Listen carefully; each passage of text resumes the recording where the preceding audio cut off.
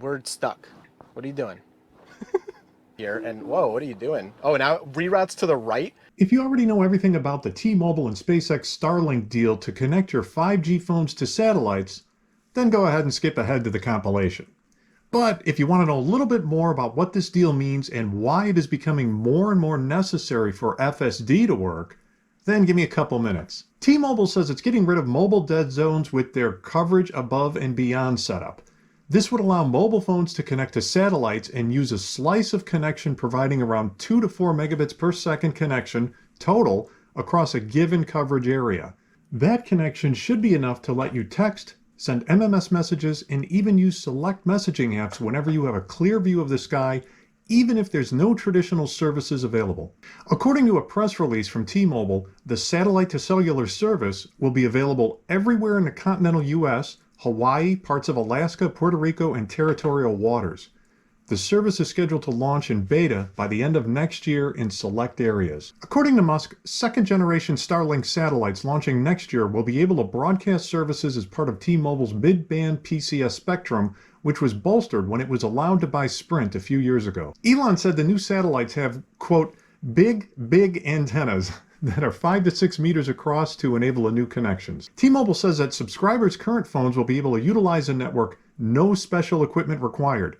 As Elon Musk said in the announcement, the phone you currently have will work. Musk also said on Twitter that one of his other companies, Tesla, will use the technology for premium connectivity features in its EVs. Currently, Tesla uses AT&T's network for things like live traffic, visualization, satellite view maps, and music streaming. So this is where it starts adding up.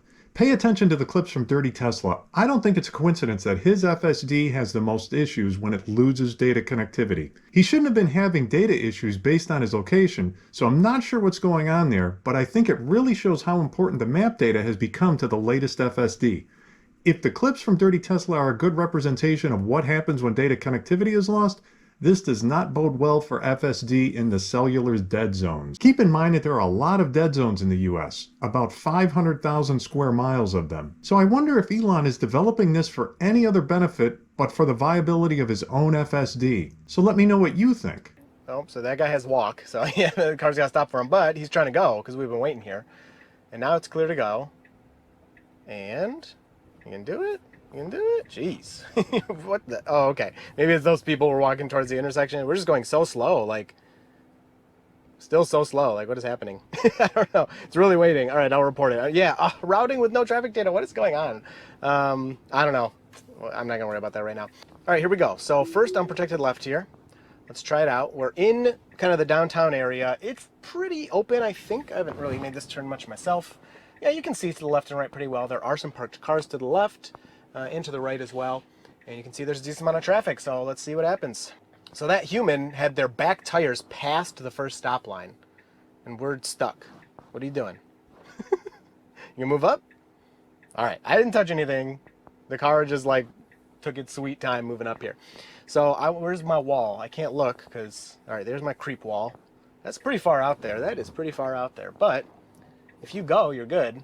Okay, so we're going to wait for this guy. Now, to me, this feels way too far out, but I need a drone view. Maybe it's not too far out. Okay, now you got to go. All right, so it did push through once it got there, but that felt too far out. Now, of course, we had somebody drive by. He was fine. He drove by, no problem, but it felt like the creep was just a little too far. So coming up to our next one, let me switch us here.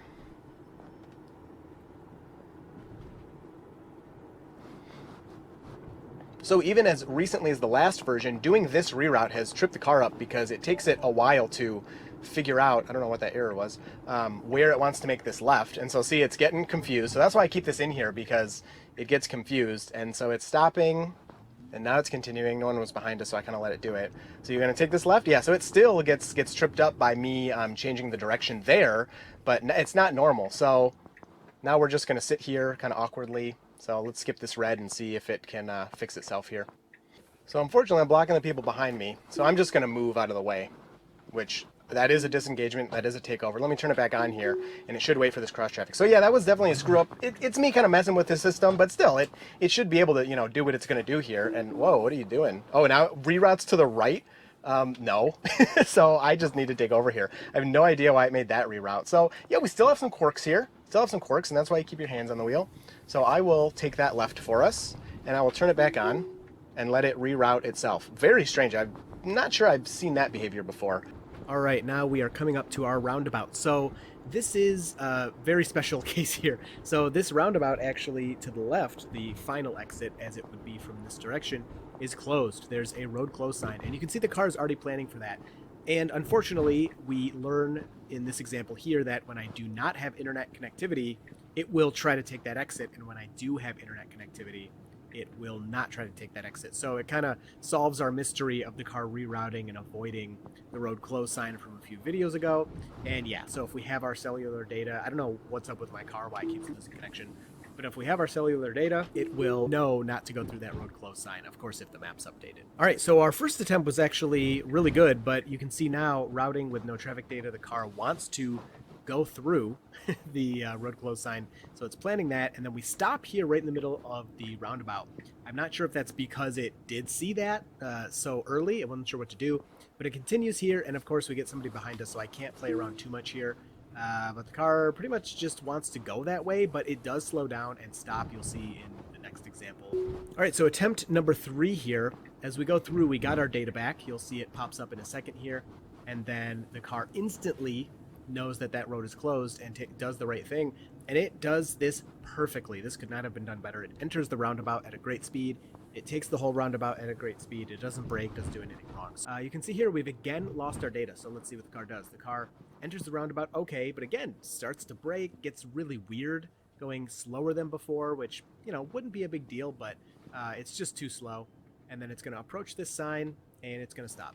But again, somebody's behind me, so I have to dig over and move out of their way. So let's try it again.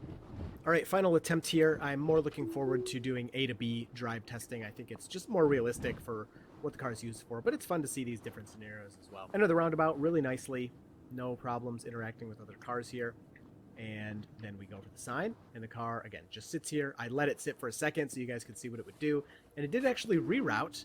So it seems it was going to do the right thing, but I took over before I gave it a chance to do that. So here we go. We got a nice sharp turn for you guys coming up.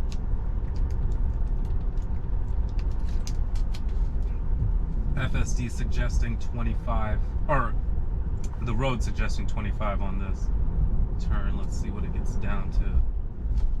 It got down to 32. Man, it took that. Wow, it took that turn pretty fast. Now, I did have it on 40. Granted, the speed limit is 35, so I probably should have turned that down a little